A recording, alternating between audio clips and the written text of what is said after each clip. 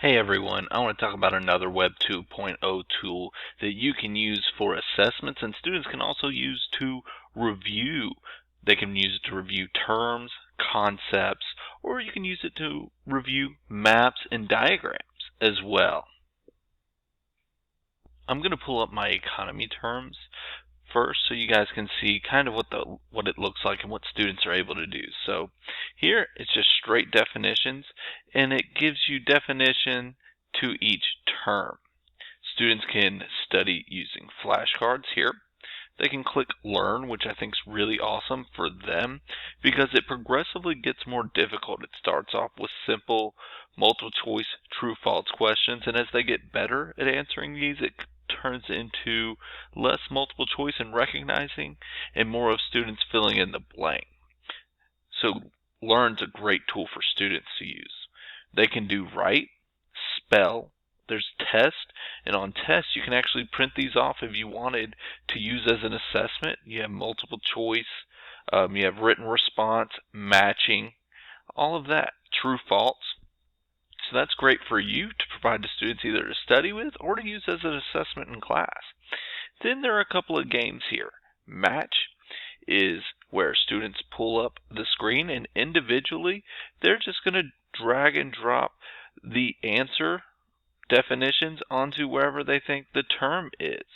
So the amount of goods available. And then they keep going until they're done, and then it shows you the best time. So match is one game they can play. Another game they can play is gravity. Gravity is where they actually have to read the definition.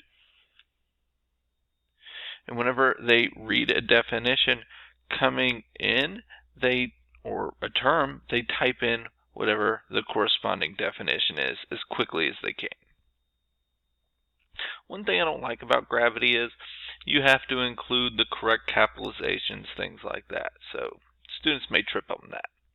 Live is a great game to use in class for actual collaboration and communication amongst students. So it actually groups students up, and in small groups of 3 to 4, depending on how many students there are, they have to work together to identify the correct term and definition that go together, and they have to get 12 right in a row. If they end up missing one, it knocks them back down to 0, and they have to start back over. And at the end of the game, it actually provides you with data on the most missed terms so that you can review those with your students.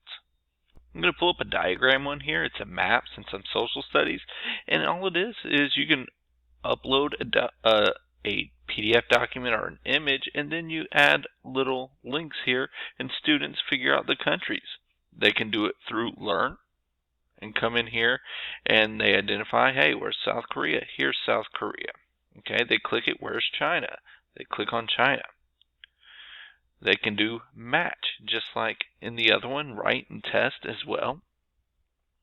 So for match, they come in here and they match North Korea to the correct one. They just keep going back and forth till they get it all right.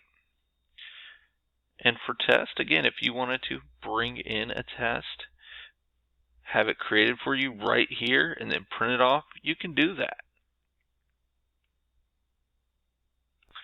And I believe also on the free version, they've actually made it to where you can do live with diagrams. It used to not be on the free version, so now diagrams have live. To create a set, all you're going to do is come up here to the box that says Create, open it up. You'll name it whatever you want to name it, add a description. And if you wanted to add a diagram, you can drop the diagram in, or you can choose an image to bring in. And then you're going to create it whenever you're ready. So we'll just call this Practice. Click on Create. And then we're going to just add in terms as we go. So term, definition, term, definition, term, definition, and you keep going until you're done. And then if you wanted to, like I said, you can drag and drop an image into here. And then you can label the images from that. That's how Quizlet works. Let me know if you got any questions. Thanks, guys.